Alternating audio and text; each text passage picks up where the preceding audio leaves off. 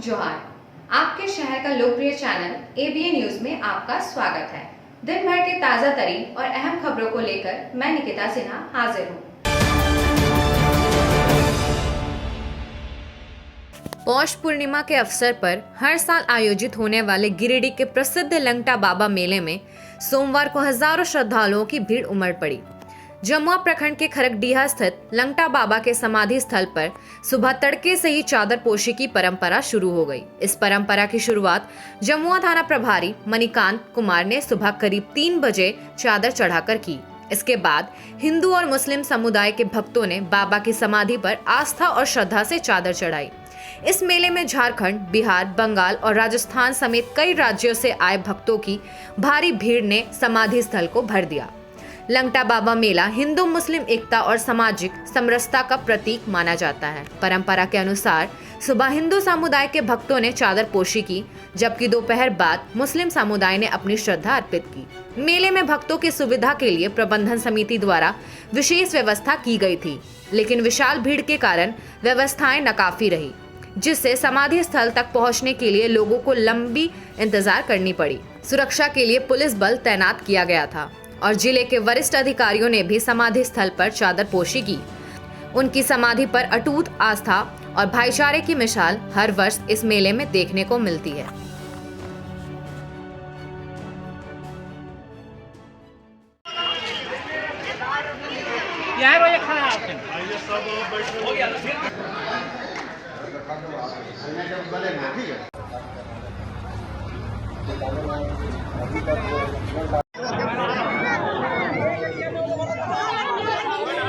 Media भाई बंधु है, चिकित्सा की व्यवस्था है, एक हमारी माता जी है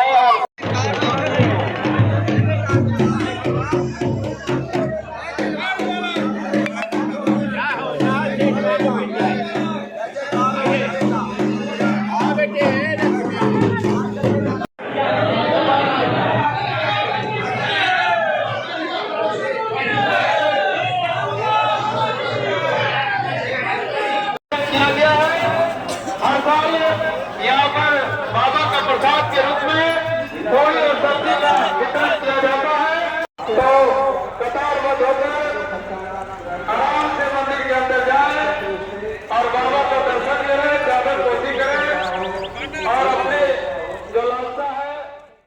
आज प्रत्येक साल की भांति उस पूर्णिमा में विश्व प्रसिद्ध संत रामेश्वरी बाबा जी के जन्मोत्सव पर यहाँ पर चादर चढ़ाने के लिए दूर दूर से लोग आते हैं और बाबा की यहाँ पर लोगों को श्रद्धा रहा है।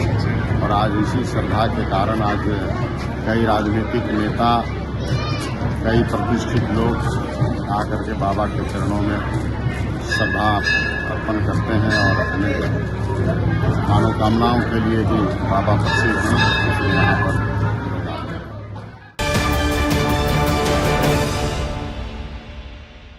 गिरिडीह जिले के भेलवा घाटी प्रखंड के गुनियाथर पंचायत में मुखिया पति सफदर अली अहमद को धमकी देने और नक्सली पर्चा छोड़ने के मामले में पुलिस ने बड़ी सफलता हासिल की है।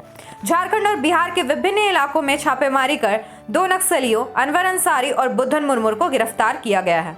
गिरिडीह के पुलिस अधीक्षक डॉक्टर बिमल कुमार ने प्रेस वार्ता में बताया कि दोनों आरोपी बिहार के कुख्यात सिद्धू कोड़ा दस्ते से जुड़े थे। डॉक्टर कुमार के अनुसार 12 दिसंबर को मुखिया पति के घर पर नक्सली पर्चा छोड़ गया था और अगले दिन फोन पर धमकी देकर लेवी की मांग की गई थी। मामले में प्राथमिकी दर्ज कर पुलिस ने विशेष टीम बनाकर कार्रवाई की। अभियान एएसपी खोरी महुआ, एसडीपीओ और अन्य अधिकारियों के नेतृत्व में टीम ने बिहार के बुढ़िया लापर से आरोपियों को पकड़ा।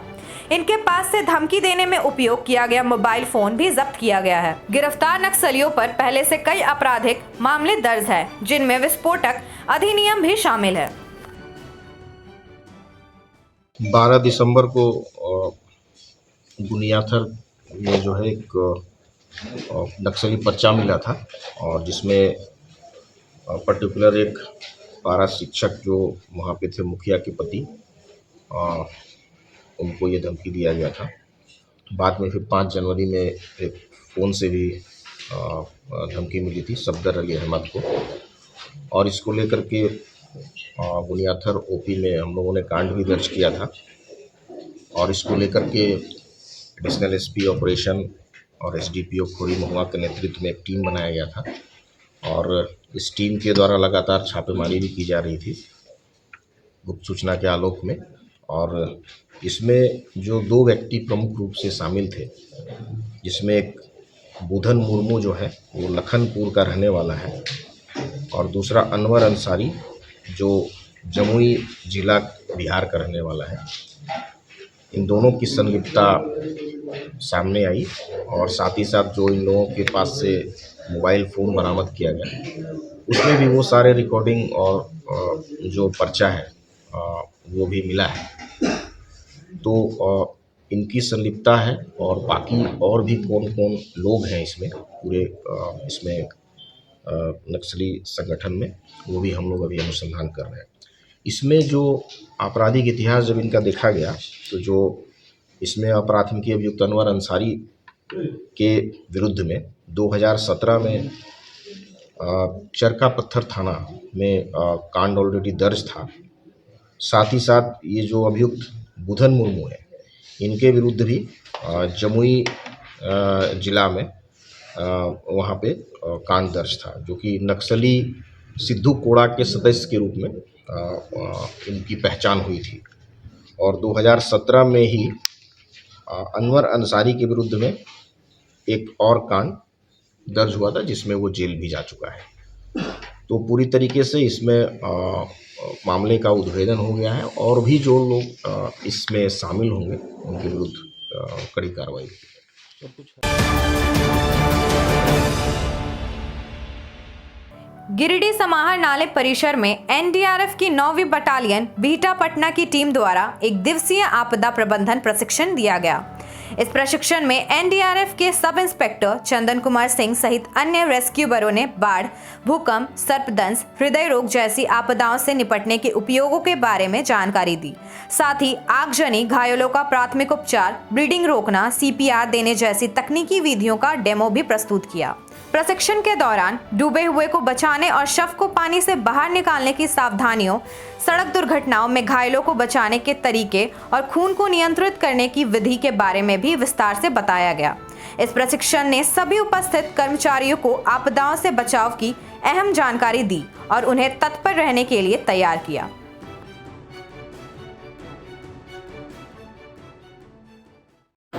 हम लोग 09 बटालियन एनडीआरएफ बीटा पटना से आए हैं। हमारा ये एक सीमेक्स प्रोग्राम है जो कि जिसके माध्यम से हम ये बताएंगे कि डिजास्टर आने के बाद अचानक नेचुरल डिजास्टर बहुत हो रहे हैं आजकल, तो क्या करना चाहिए। जैसे बाढ़ आ गया तो अगर स्विमिंग किसी को नहीं आ रहा है, सेफ जगह पे जाना है, तो आपके घर में कुछ वैसे सामान है जिसको इम्प्रोवाइज तरीके से आप राफ्ट बना सकते हैं, फ्लोटिंग डिवाइस बना सकते हैं और एक जगह से दूसरे जगह जा सकते हैं। अचानक बिल्डिंगें ध्वस्त हो गई अर्थक्वेक आने के बाद, तो आपके पास अचानक मेडिकल टीम तो पहुंचेगी नहीं।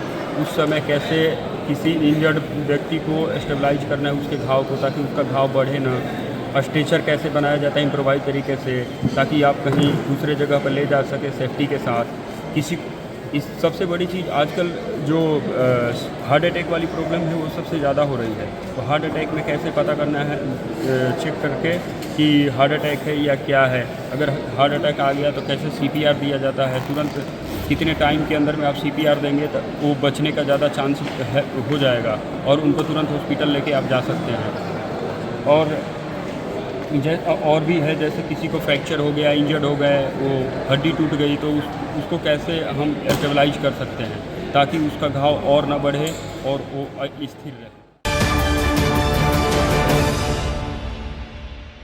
धनबाद जिले की मधवन थाना क्षेत्र की हील टॉप आउटसोर्सिंग में रेयतों और कंपनी समर्थकों के बीच हुई हिंसक झड़प का मामला तुल पकड़ने लगा है। सोमवार को इसको लेकर परिषद भवन में बैठक कर आजसू पार्टी जिला कमेटी ने विरोध प्रदर्शन किया। बता दें कि इस हमले में गिरिडीह सांसद चंद्र प्रकाश चौधरी के कार्यालय को आग के हवाले कर दिया गया था। घटना के बाद जिला आजसू कमेटी में काफी आक्रोश है। सोमवार को पत्रकारों से बात करते हुए आजसू नेताओं ने कहा कि हुड़दंगी और गुंडई की सीमा जिस तरह गुंडे पार करते हुए खुलेआम पुलिस को भी निशाना बनाया है, यह निंदनीय है। कहा गया कि आजसू पार्टी पूरी तरह से अपने सांसद के साथ खड़ी है। कंपनी के गुंडों को शायद आजसू का इतिहास नहीं पता है, वरना वह ऐसा करने की जरूरत नहीं करते। मौके पर महिला मोर्चा जिला अध्यक्ष प्रियंका शर्मा, सदर प्रमुख पूनम देवी, जिला कार्यकारी अध्यक्ष कंपू यादव, जिला उपाध्यक्ष संजीत तरवे, जिला उपाध्यक्ष अक्षय यादव, युवा मोर्चा के नेता अक्षय कुमार, रखित कुमार, वहीं महिला मोर्चा की प्रमिला देवी,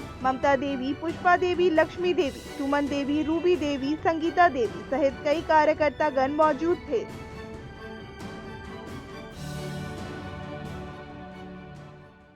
हाल के दिनों में ही बागमारा में जो कोयला वर्चस्व को लेकर कोयल माफिया लोग जो हैं अपना अपना जो पांव जमाए हुए हैं, जहां हमारे आज के वर्तमान सरकार के सभी सहभागी जिस तरह से कोयला का लूट मचा रहे हैं, लोगों के ज़मीन पर कब्जा कर रहे हैं, उन विस्थापितों और नियोजन की मांग को हमेशा हमारे सांसद जी जो है बहुत ही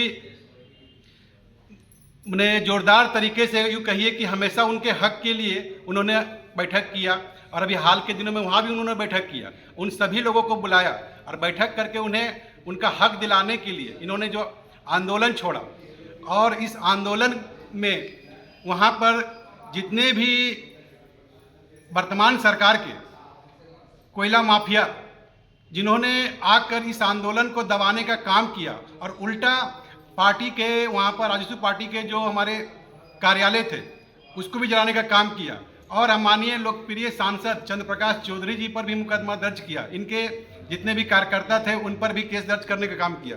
ये बहुत ही घृणित काम किया है, जिसका आजसू पार्टी गिरिडीह पूरा विरोध करती है। अगर तुरंत इस मामले पर उचित जांच बैठाया जाए और जिन जिन लोगों पर मुकदमा किया गया है, खासकर हमारे सांसद जी जो हमेशा लोगों के लिए खड़ा रहते हैं, उन पर भी मुकदमा किया गया है, उन पर जांच करके ये मुकदमा हटाया जाए, नहीं तो यह लड़ाई आजसू रांची सदन तक जाएगी लेकर।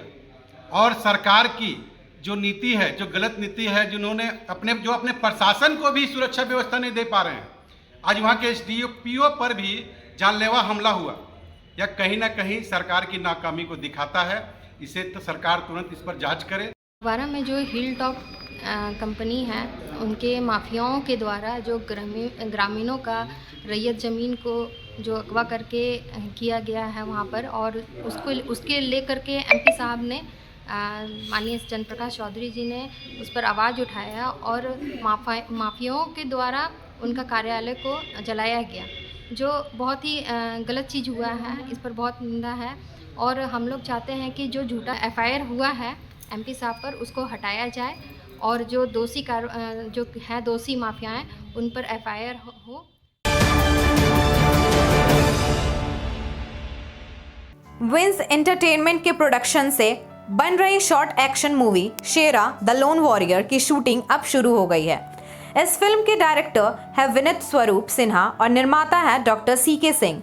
फिल्म के मुख्य भूमिका में अभिनेता संजीत कुमार सोनू, विशाल, रवि, प्रेम, नागेंद्र नाथ, विनीत, पवन, आदित्य, राज सिन्हा, सन्नी, अंकुश जैसे कलाकार नजर आएंगे, जबकि हीरोइनों के रूप में सृष्टि गिरी, आशिका शर्मा और श्रुति सिन्हा अहम भूमिका निभा रही है। फिल्म की शूटिंग झारखंड के गिरिडीह जिले के विभिन्न इलाकों में की जा रही है, जो इस एक्शन थ्रिलर को और भी दिलचस्प बना रही है। शेरा द लोन वॉरियर में जबरदस्त एक्शन और सस्पेंस देखने को मिलेगा, जो दर्शकों को अंत तक बांधे रखेगा।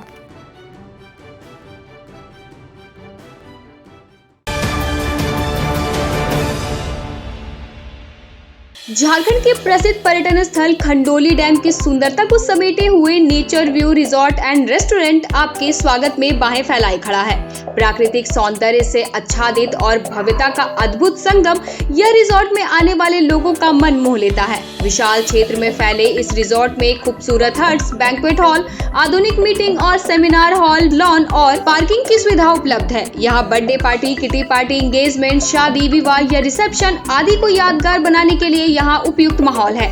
यहाँ के लजीज व्यंजन आपकी स्वानेंद्रियों को नया अनुभव देंगे, जिनमें Indian, tandoori, south Indian, Chinese जैसे और भी कई स्वादिष्ट विकल्प शामिल हैं। पूरे परिवार के साथ मनोरम दृश्य के बीच स्वादिष्ट भोजन का आनंद लेने का यह अनुभव आपके दिलों में बस जाएगा।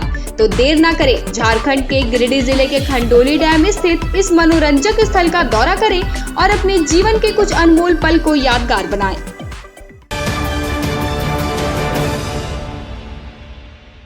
मकर संक्रांति के अवसर पर Lions club of Giridih elite ने गंगापुर गांव में आदिवासी समुदाय के बीच तिलकुट, चूड़ा, गुड़ और दही के पैकेट वितरित कर उत्सव की खुशियां साझा की। क्लब के पदाधिकारियों ने गांव को गोद लेकर सामाजिक सेवा की मिसाल कायम की है, जहां त्योहारों पर जरूरतमंदों के साथ मिलकर उत्सव मनाया जाता है। इसके अलावा बच्चों को शैक्षणिक सामग्री भी प्रदान की जाती है। इस सेवा कार्य में क्लब निदेशक संजय कुमार सिंह, राजेश गुप्ता, रीजन चेयरपर्सन परमजीत सिंह छाबड़ा सहित कई सदस्य उपस्थित रहे और सामूहिक प्रयास से कार्यक्रम को सफल बनाया।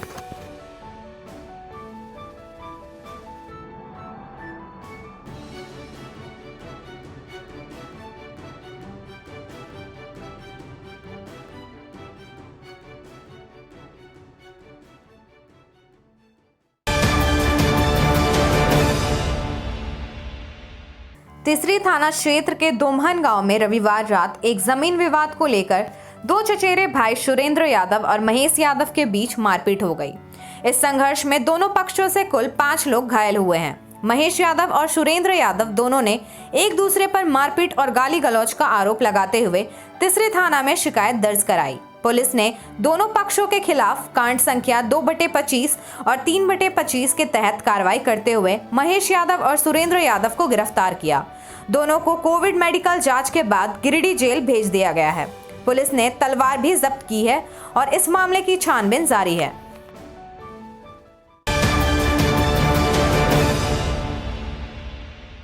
राजेश यादव, पूर्व जीप सदस्य और फॉरवर्ड ब्लॉक नेता ने आज जन अभियान के तहत मांजोरी और महुआर पंचायत में लोगों से मुलाकात के दौरान कहा कि चुनाव के बाद एक बार फिर जनता को उनके हाल पर छोड़ दिया गया है।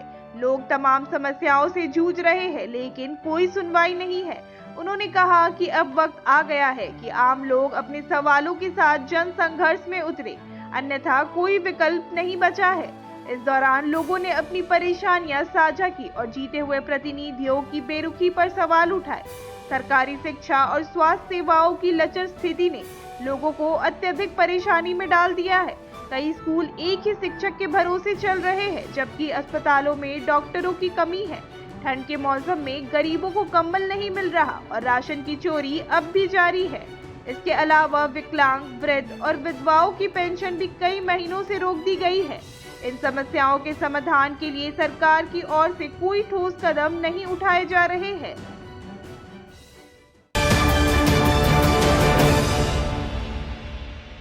आज के अंक में बस इतना ही। कल फिर मिलेंगे अगले अंक में नई खबरों के साथ।